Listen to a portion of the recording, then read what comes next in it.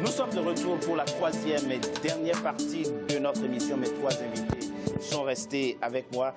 Merci à vous. L'incertitude autour du calendrier électoral en RDC ne présage pas d'une fin de la transition politique en 2017. Mais qu'en pensent les Congolais? Certains se sont exprimés au micro de Jacques Amboka, notre correspondant en RDC. On les écoute, on en parle après. Maîtres ont démontré noir sur blanc qu'il est pratiquement impossible d'organiser les élections le 31 décembre. Quand les gens parlent du 31 décembre, ils pensent que nous sommes au mois de janvier. Nous sommes déjà au mois d'octobre. Donc le 31 décembre, c'est dans moins de 60 jours.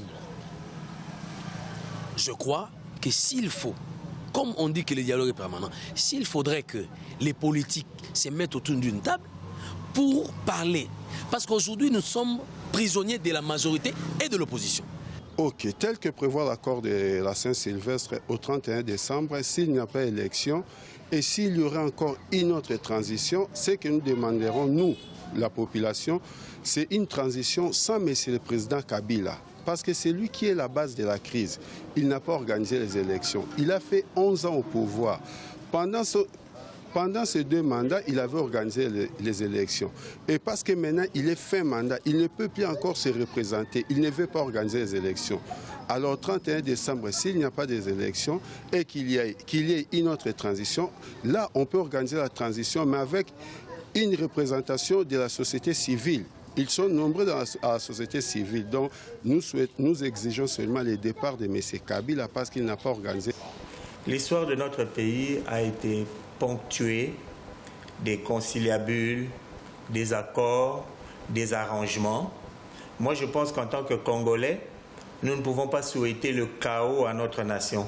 Nous ne pouvons pas souhaiter qu'il y ait un inconnu ou que nous puissions aller dans le vide. C'est ainsi que nous sommes en train de nous dire qu'en ce moment, nous espérons que la classe politique congolaise, la classe dirigeante, pourra à nouveau se retrouver afin de se mettre d'accord sur les termes de la manière dont on pense gérer l'État après cette échéance du 31 décembre, qui n'est même pas une échéance fatidique, parce que l'accord du 31 décembre avait prévu que si, à cette échéance-là du 31 et de cette année, que les élections ne sont pas organisables, elle avait prévu ce qui est faisable, c'est-à-dire qu'il est possible de proroger. Ce qui inquiète le politicien congolais n'est pas sincère, n'est pas vrai. Donc, je comprends aussi la population parce que même si Cicéron a dit, lorsque vous avez épuisé tout le moyen démocratique, il faut parvenir à la violence. Mais moi, je ne souhaite pas qu'il y ait violence. Je pense que du côté des politiciens, ils doivent être sincères. Des garanties, il n'y en a pas parce qu'à 2 reprises, nous avons eu un dialogue. Nous pensions que ça allait résoudre le problème, mais la situation n'est pas toujours décantée parce qu'il n'y a pas de bonne volonté de la part, il n'y a pas de bonne foi de la part de politiciens. Ceux qui sont au pouvoir, ça ne leur dit rien.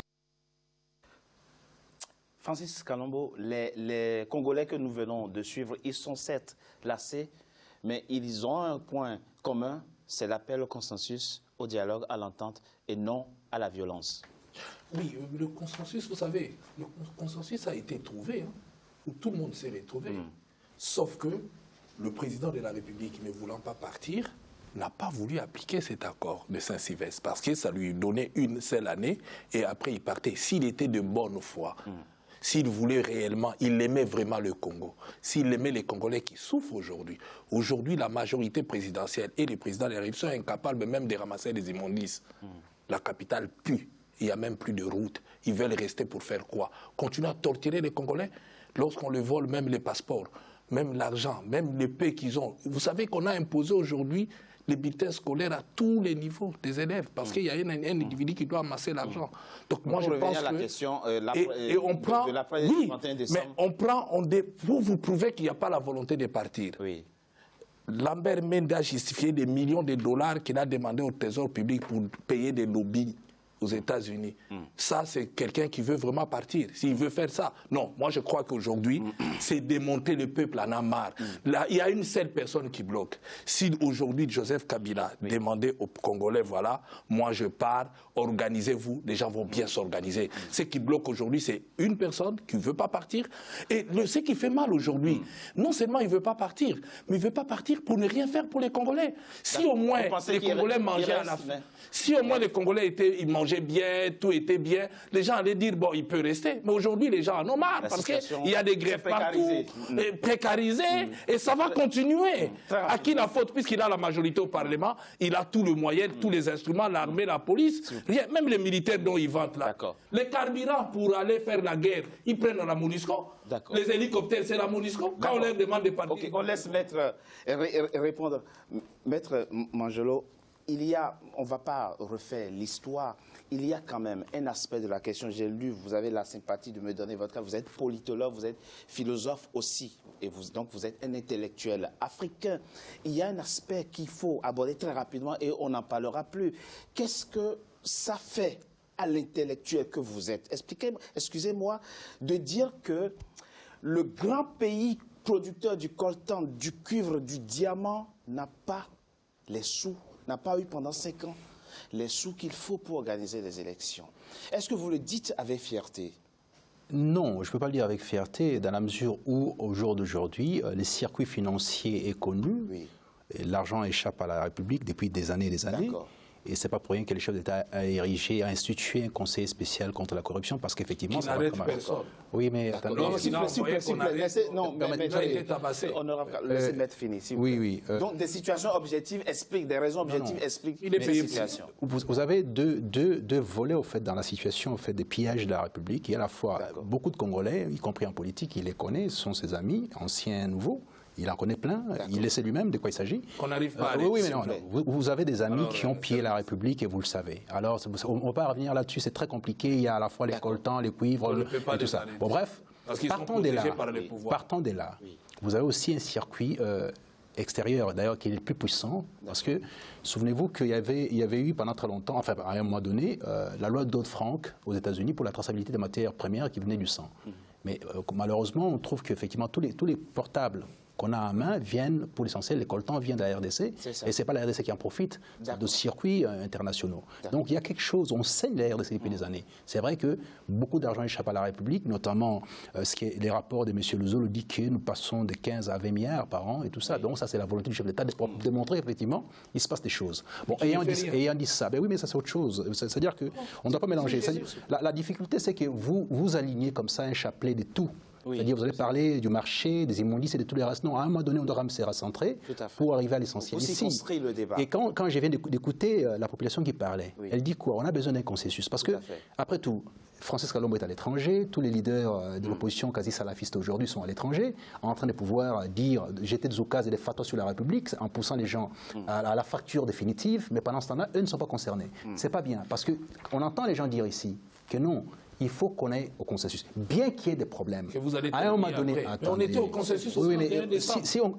Vous allez torpiller. Francis Kalombo, vous êtes quelqu'un, on vous appelait ça la solution, me semble-t-il. C'est le moment de pouvoir faire la preuve qu'effectivement, vous pouvez arriver à ce qu'on appelle les ajustements raisonnables. Ce que j'ai proposé comme concept, ajustement raisonnable. Je suis en train de travailler là-dessus pour l'instant. Et ça va dans le sens de ce que disait M. Host en ce qui concerne l'entre-deux. Comment est-ce qu'on arrive à l'entre-deux dans une position terrible? Benjamin Constant nous dit ceci: pendant la guerre de sécession, il y a les fédéraux d'un côté et les sudistes de l'autre côté qui sont dans une situation terrible où il y a des millions de morts. On dit non, à un moment donné, il faut que chaque raison soit rognée en partie, de sorte à ce qu'on puisse arriver à quelque chose de raisonnable pour la population. Bon, maintenant, à chaque pas, peu importe, Francis Kalombo, toi, tu es un frère, au-delà de tout ça, tu es un frère au niveau du même espace. On va faire tout ça, on va rentrer chez nous à un moment donné.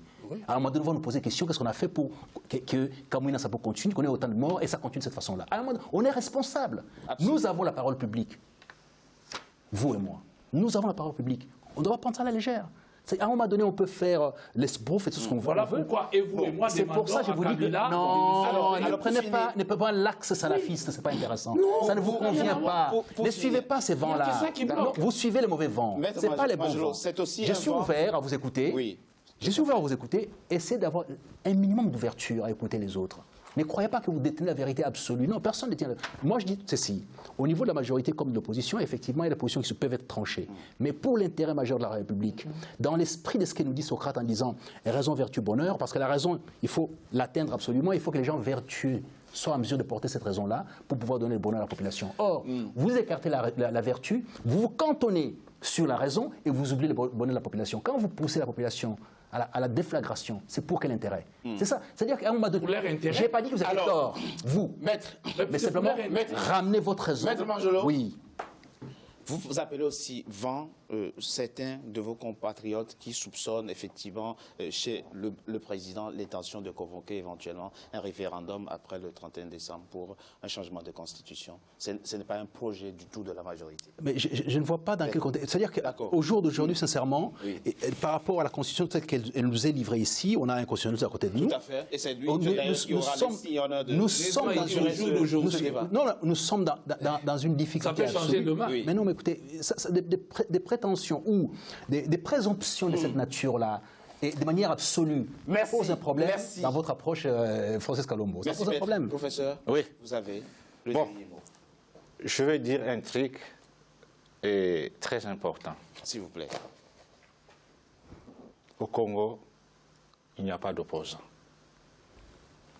S'il y a des hommes politiques, ce sont des hommes politiques qui pratiquent la politique du chien crevé au fil de l'eau, c'est-à-dire de la mauvaise politique. C'est faux, professeur. Non, moi je parle... S'il n'y a pas d'opposants, mais donc il y a de la majorité. Non, attendez, je parle. Il plaît, n'y a laissez ni le la professeur majorité, ni l'opposition. Donc il n'y a rien. Il n'y a rien. Je Donc, il vais y a vous dire rien une au chose. Congo. Quand on parle, ce sont des cocottes minites. Ce sont des gens qui parlent... Il faut expliquer le concept de la cocotte minute. C'est-à-dire, Oui, s'il vous plaît. vous avez des gens, Oui. quand vous allumez votre micro-ondes, vous voyez comment ça fait. Pan, pan. Donc, ce sont des gens qui sont comme ça, ils ont faim, Le professeur... ils commencent à parler. D'accord. Francis, je vous connais très bien, et maître à mes côtés. Chaque année, quand je rentre à Kinshasa, les étudiants pleurent. Or, que dit l'article 36 de la Constitution? Le travail est un droit et un devoir sacré pour chaque Congolais. Et quel est votre appel à l'endroit? Oui, s'il vous plaît. L'État garantit les droits au travail, la protection contre les chômages. Mais aujourd'hui, il y a des larmes. Et donc, votre appel à l'endroit de la classe politique congolaise et des Congolais? L'argent est là. C'est-à-dire le problème qu'on a aujourd'hui, c'est l'impunité. On n'arrive pas à récupérer tout ce qu'ils ont amassé, de part et d'autre. Il y a de l'argent, mon vieux. Si vous allez à Kinshasa, les maisons poussent comme des champignons. En Europe, quand vous construisez une belle maison, il y a le fisc derrière ça. On doit savoir où vous avez trouvé de l'argent. Ces gens ne sont pas inquiétés. Professeur, mais est-ce que les lois...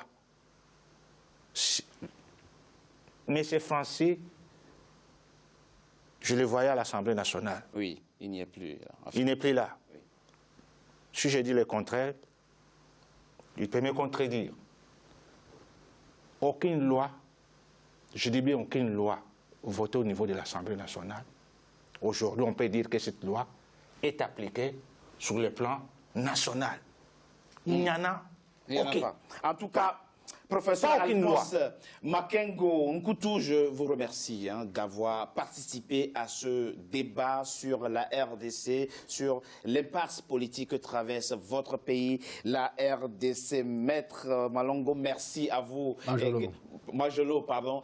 Merci à vous également d'avoir participé à ce débat et d'avoir apporté votre éclairage assez nuancé sur la question, sur la problématique électorale dans votre pays et sur l'avenir politique de la RDC. Honorable Francis Kalombo, merci à vous également. Je rappelle que vous êtes député national, ancien membre du PPRD, le parti présidentiel. Non, pas ancien, frondeur. Frondeur, vous y êtes toujours d'accord.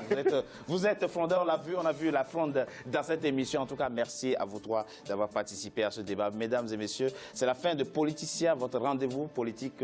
Je vous remercie d'avoir été nombreux à suivre. Restez sur notre chaîne pour la suite de nos programmes. À très bientôt pour un nouveau numéro de Politicien.